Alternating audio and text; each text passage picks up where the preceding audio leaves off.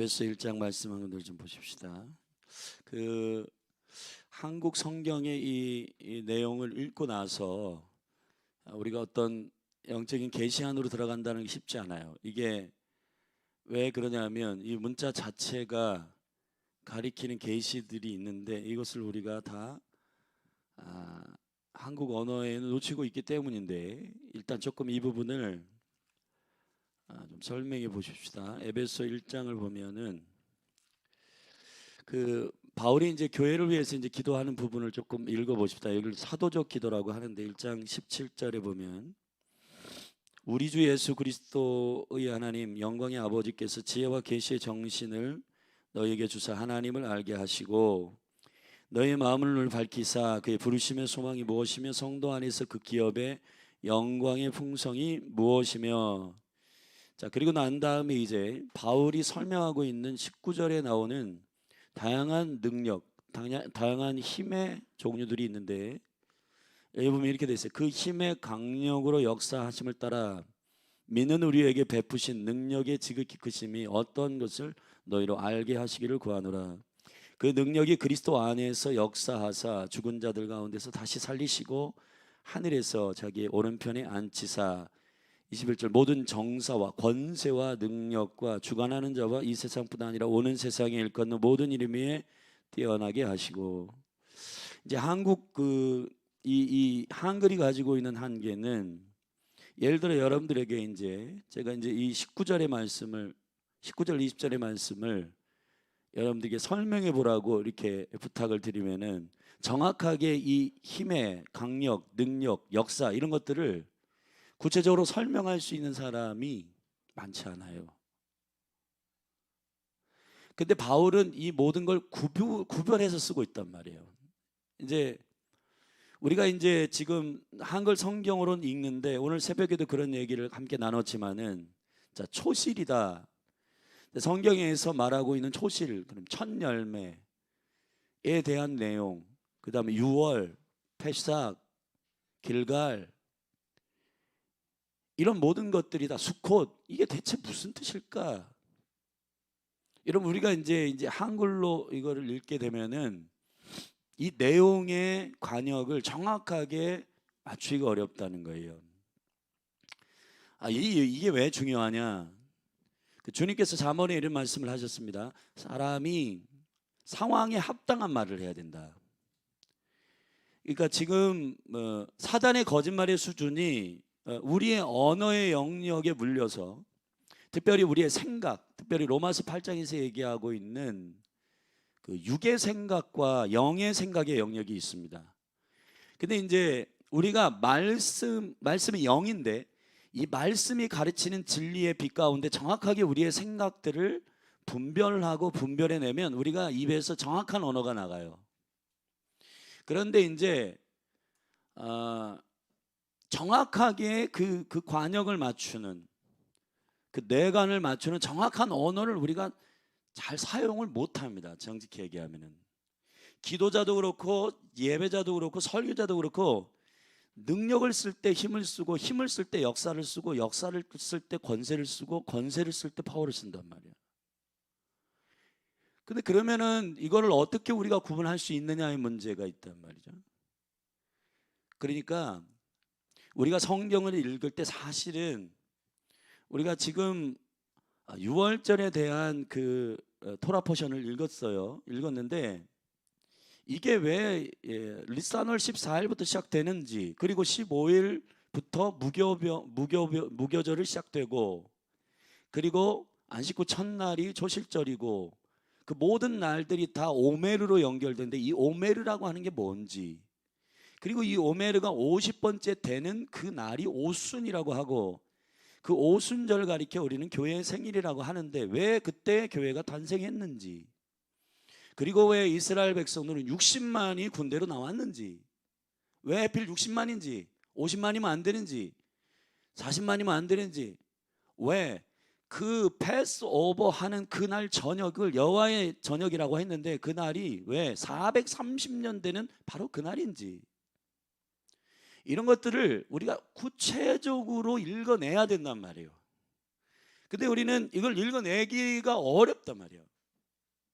그러니까 우리가 이 말씀을 낭독한다라고 하는 이 본질적인 이 하나님의 말씀의 파워, 하나님의 말씀의 그 뇌관, 하나님의 말씀의 그 합당한 의미, 이것을 정확하게 사실은 알고 우리가 기도해야 되는데 이 부분이 상당히 많은 부분 뒤틀려 있단 말이에요. 그래서 이 뒤틀려 있는 이 부분을 어떻게 우리가 바로잡을 것인가에 지금 그 훈련을 지금 하고 있는 겁니다.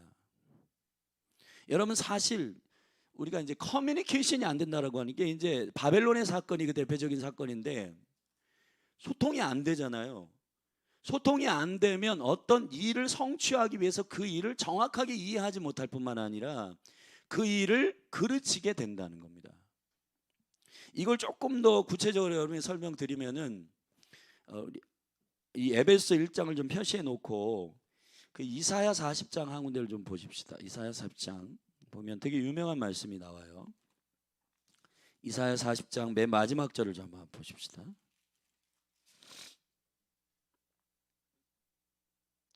이사야 40장 맨 마지막 31절 보면 30절부터 제가 볼게요. 소년이라도 피곤하고 곤비하며 장정이라도 넘어지고 자빠지지만은 오직 여호와를 앙망하는 자는 새 힘을 얻으리니 독수리의 날개치며 올라감 같을 것이요 다른 박질하여도 곤비치 아니하겠고 걸어가도 피곤치 아니하리로다. 자, 여기서 31절 보면 이제 한국말로 이거 오직 여호와를 앙망하는 자는, 자, 근데 여기 앙망한다라고 하는 말을 읽을 때 여러분 한 분 한 분이 다 앙망한다라는 개념이 다 달라요. 이게 문제야. 자, 새 힘을 얻기 위해서는 앙망이라는 걸 알아야 돼. 갈망이 아니고 사모함이 아니라 앙망이에요. 그럼 이거를 정확하게 여호와를 앙망하는 자에게 새 힘이 부어져요. 아멘. 이게 매우 중요한 부분인데 이걸 우리가 정확한 의미를 캐치하기가 어렵단 말이에요.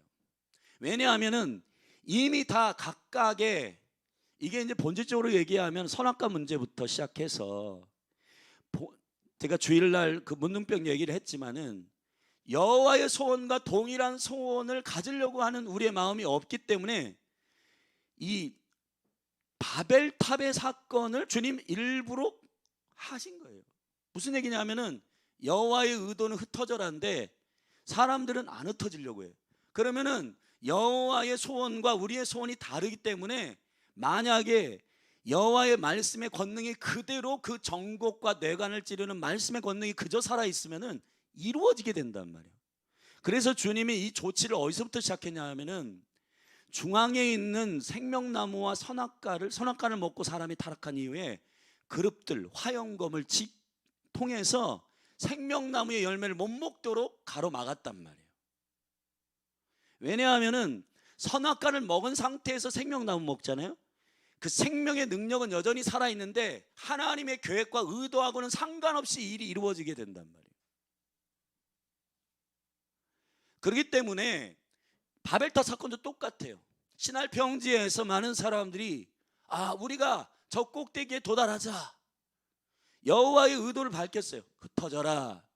자, 이제 노아의 사건이 있은 후에 되게 열방 가운데 하는 여호와의 민족이, 여호와의 백성이 흩어져 가지고 주 여호와의 여호와 되심을 선포해야 되는데 흩어져야 되는데 흩어지지 않겠다고 결정한단 말이에요, 사람들이.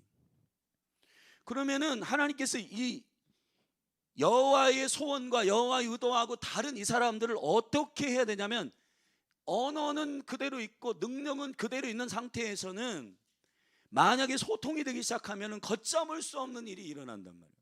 그렇기 때문에 언어를 구음을 바꿨어요. 여러분, 우리가 지금 말씀을 낭독한다라고 하는 것이 어느 정도로 중요하냐면 이게 여기 지금 8명이 있는데 이 8명이 한 분 한 분 안에 개념을 똑같이 해야 되는 거예요. 그 교회가 교회될 때가 언제냐 하면 오순절에 개념이 똑같아졌어. 그러니까 다 다른 나라의 언어를 쓰지만 듣는 게 똑같아. 이해, 언더스탠딩, 똑같은 이해로 들어요. 그게 바로 하나님 나라의 파워가 열리는 매우 중요한 시점이란 말이에요. 근데 지금 예를 들어서 지금 이제 이사야 40장 31절 우리가 읽었어요. 자, 오직 여호와를 앙망하는 자는 새 힘을 얻으리니. 자, 했습니다. 자, 우리 이지 목사님, 앙망한다는 게 뭐예요? 네.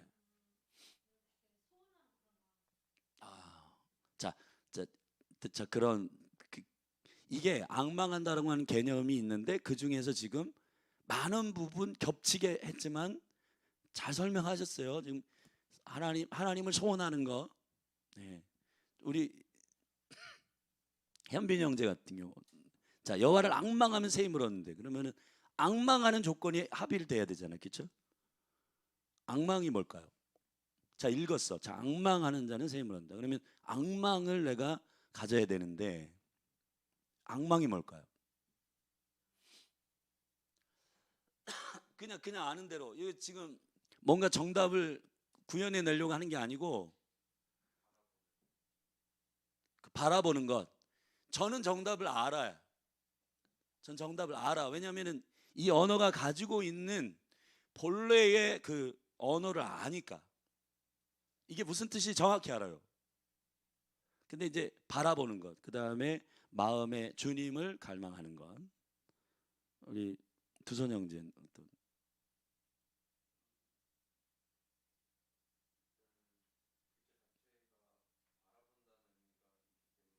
음,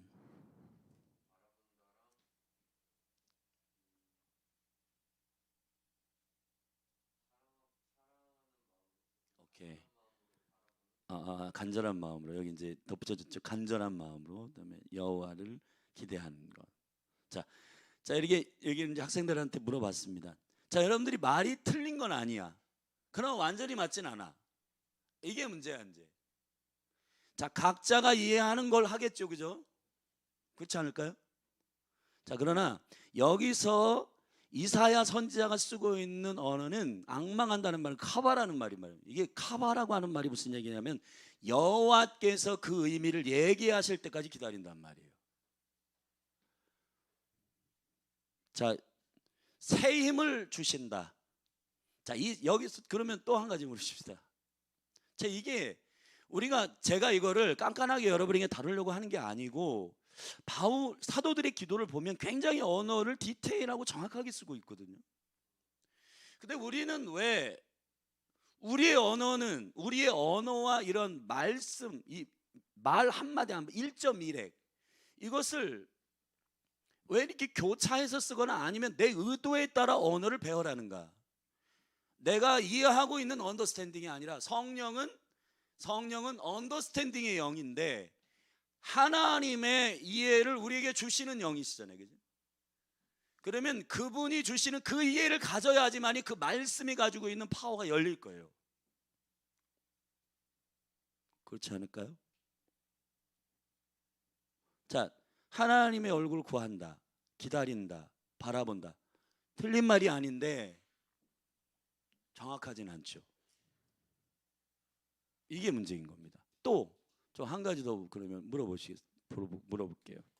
새 힘을 주신다. 그럼 이 새 힘이 뭐예요? 뉴 파워? 뭔가 우리가 한 번도 경험해 보지 못한 새 힘을 주시는 건가? 우리 사모님, 새 힘이 뭘까요? 자, 앙망하는 자는 새 힘을 주신대. 그러면은 뭘까요 이게? 아니 이게 딱 읽을 때 이걸 거다라고 생각하는 그 의미를 한번 얘기해 주세요. 새 힘이 뭐죠?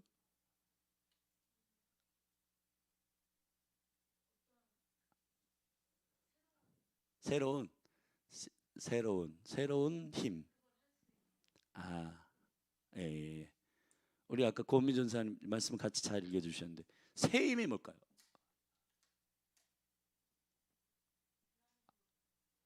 하나님으로부터 오는 것. 네,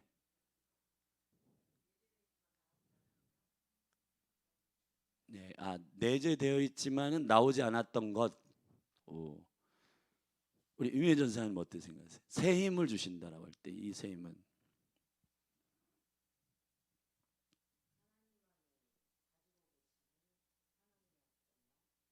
예. 역시 사역자들이 기도의 집에 오래 있어서 다 그거예요. 이게 이제 창세기 3장 14절을 좀 보면은 한번 제가 이거를 왜 설명하냐면 여러분이 언어를 정확하게 쓰는 기도자요 예배자가 되면 좋겠다는 거예요. 우리 창세기 3장 14절을 보면 한번 제가 읽어보겠습니다. 거기에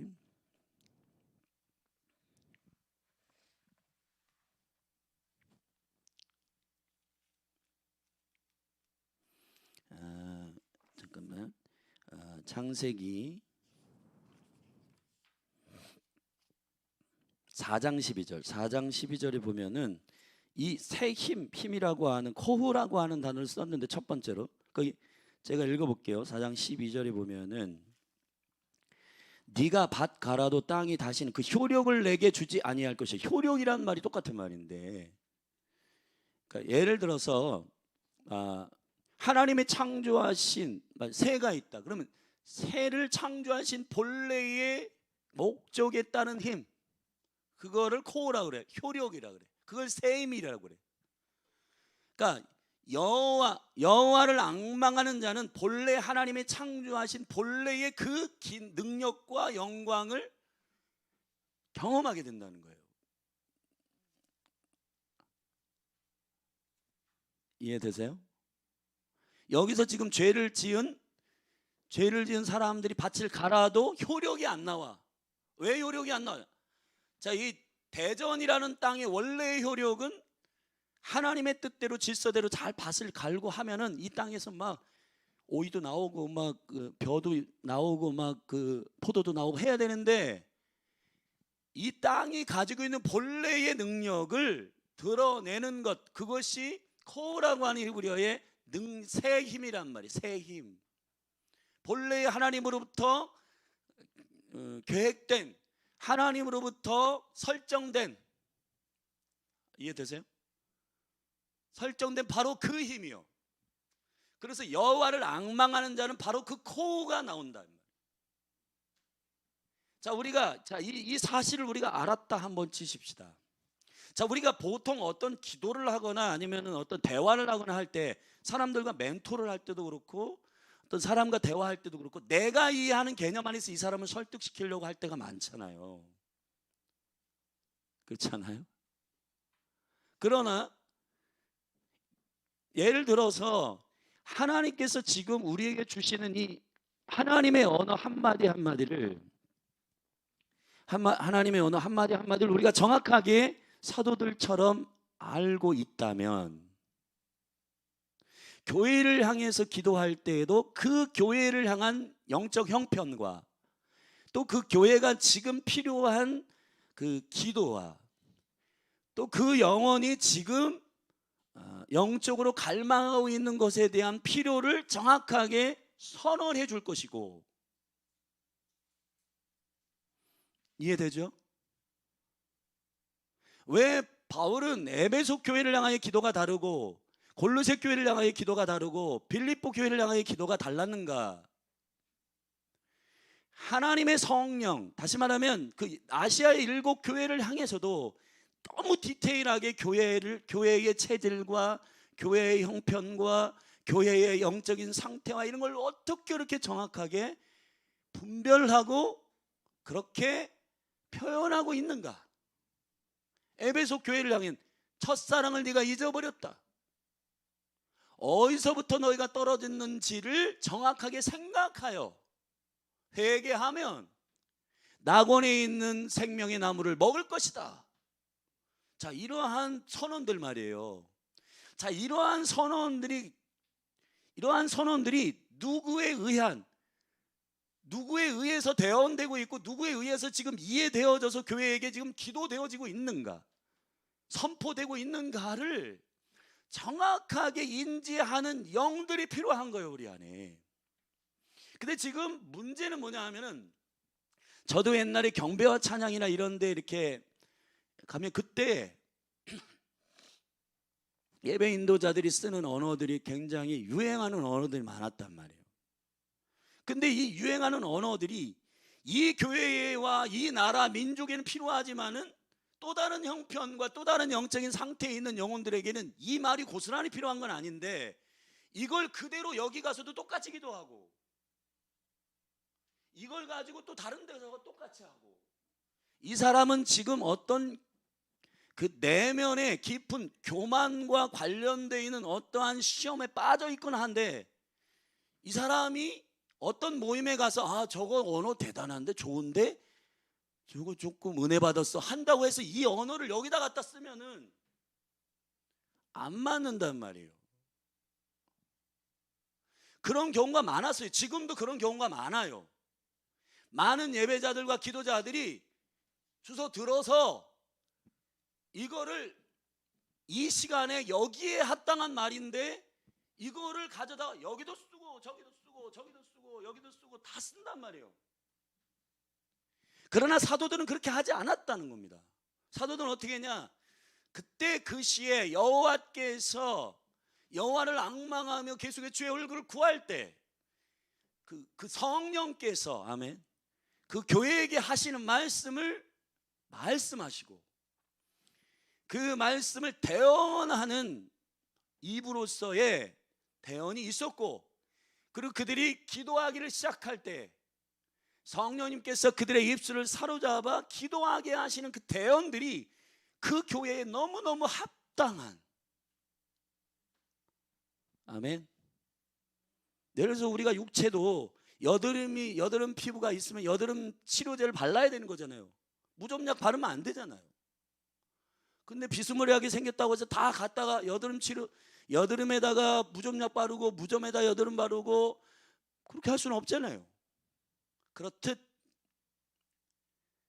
말씀을 우리가 낭독한다라고 하는 것은 그런 의미에서의 정확한 의도와 아버지 하나님의 개념과 그 의미를 알고 그 말 한마디 한마디와 그 말씀이 가지고 있는 고유의 파워와 능력을 그대로 성령 안에서 선언하고 선포하는 행위, 그것이 노래로서는 예배이고 찬양이고 기도로서는 그게 기도의 다양한 영역 안에서 그 정확한 영적인 영, 혼, 육, 골수, 관절 찔러 쪼개고 생각, 마음을 감찰하시고 뭐 이런 거, 이게 하나님 말씀이 가지고 있는 본래 파워란 말이에요. 근데 지금 우리가 이제 하고 있는 묵상이라고 하는 행위는 우리의 이성으로 이미 있는 개념 안에서 말씀을 읽다 보면 내 개념으로 다 이게 해석이 이미 되어 있는 상태에서 이 해석을 철석같이 믿고 이게 과연 어떤 뜻인가를 여호와께 묻지 않는 그러한 형태로서의 묵상으로 가고 있다는 거죠. 그렇게 하면 안 된다는 겁니다. 바울이 어느 정도로 정확한 기도를 하고 있는지 좀 다시 에베소로 돌아가면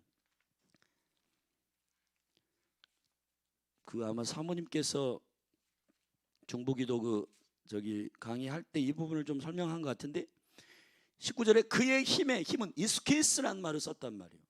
바울이 설명하고 있는 바로 그 힘, 그 이스키스는 하나님께 간절하게 마음을 터놓고 대화하고 기도할 때 생기는 파워, 그걸 이스키스라 한단 말이에요. 그 힘, 그 이스키스의 강력으로, 여기서 이 강력이란 말은 크라토스란 말이에요. 이 크라토스는 말씀이 본래 가지고 있는 말씀의 파워를 크라토스라고 한단 말이에요. 창조적이고 새롭게 하시는 파워, 그걸 강력이라 쓴 거예요. 바울이 지금 그러니까 우리가 기도할 때 여호와의 말씀으로 그 말씀이 가지고 있는 고유의 강력으로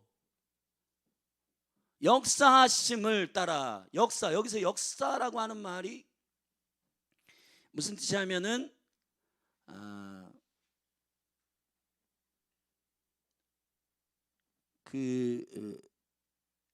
역사라는 말이 에너기아라는 말이, 에너기아라고 하는 말은 직임과 직무, 다시 말하면 뭐 제사장이라고 하나님 기름 부어 세운 그 사람에게 허용하는 권세, 왕이다 그러면 왕에게 기름 부었을 때 그 왕에게 허락한 그 권세를 에너기아, 역사하심이라고 한단 말이에요. 바울은 왜 이렇게 복잡한 언어를 쓰려고 했는가? 그때는 철학 시대이기 때문에 사람들이 어려운 말 쓰면 유식하게 보여서 그런가? 그거 아니에요. 바울은 성령님께서 하나님께서 언어의 하나님이시고 모든 영적인 이 개념과 이런 것들을 정확하게 쓰시기를 원하시는 거예요. 기도를 잘한다라고 하는 것은 뭐냐 하면은 기도를 잘하는 사람들의 언어를 따라하는 게 아니고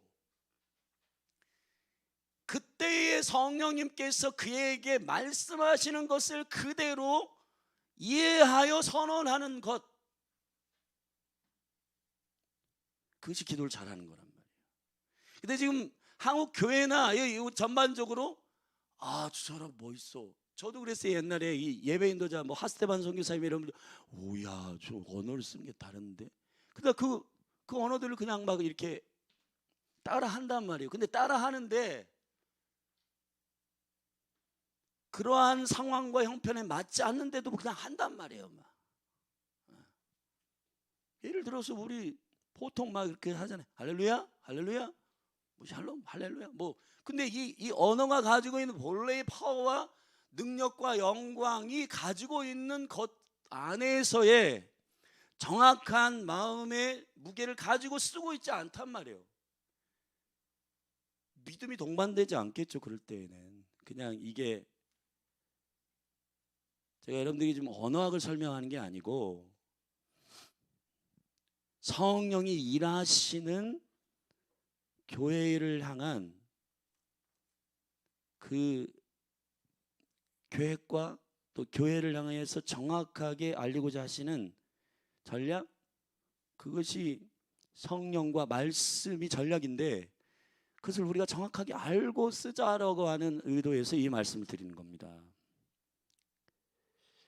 근데 이제 좀 안타까운 건 제가 이제 시도를 해봤어요. 교회에 이제 헬라어도 가르치고 히브리어도 이제 한 학기를 해봤어요. 근데 2번 다시 하겠다는 사람이 없어. 왜냐하면 일단 힘들어.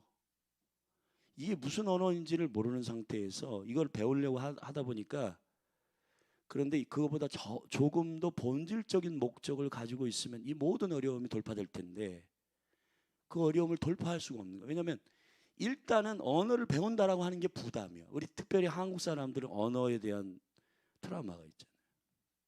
영어, 무슨 중국어, 일본어. 와.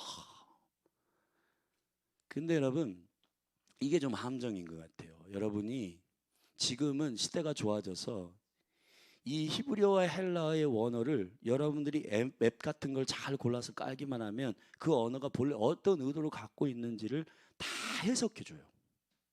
그런 좋은 시대에 살고 있어요.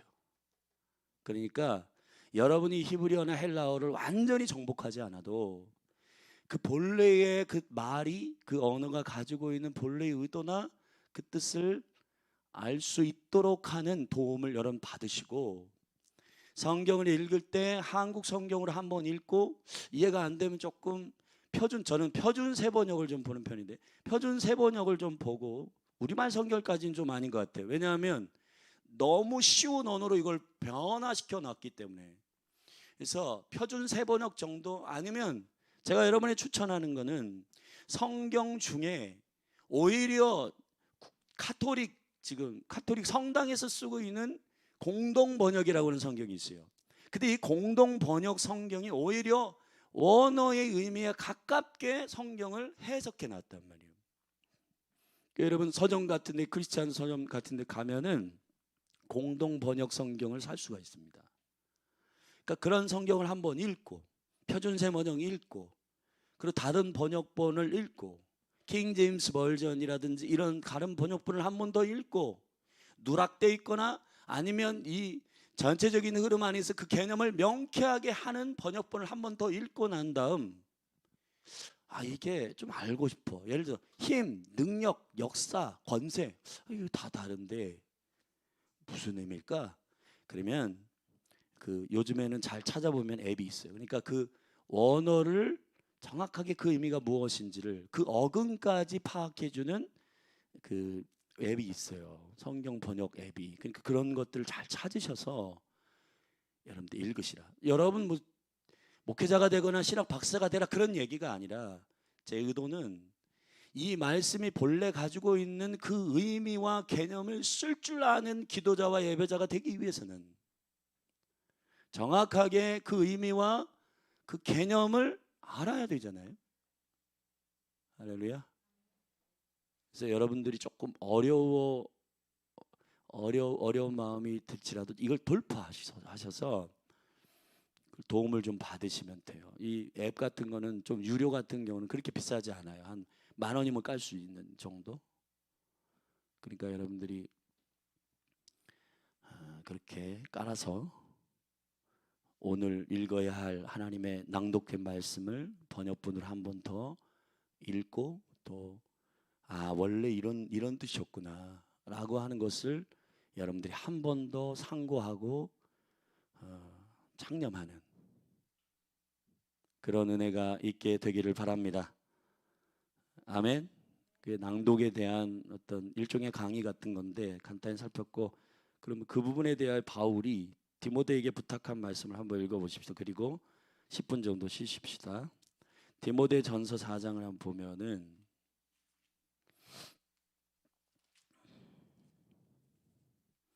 디모데전서 4장 5절 보면은 하나님 말씀과 기도로 거룩하여지니이다. 거룩은 하나님의 바로 그 뜻, 그 합당한 여호와의 여호와 되심과 여호와께서 창조하시고 계획하신 모든 것들을 정확하게 관역을 맞추는 바로 그걸 홀리라고 거룩이라 하는데, 말씀과 기도가 그 거룩에 도달하게 합니다.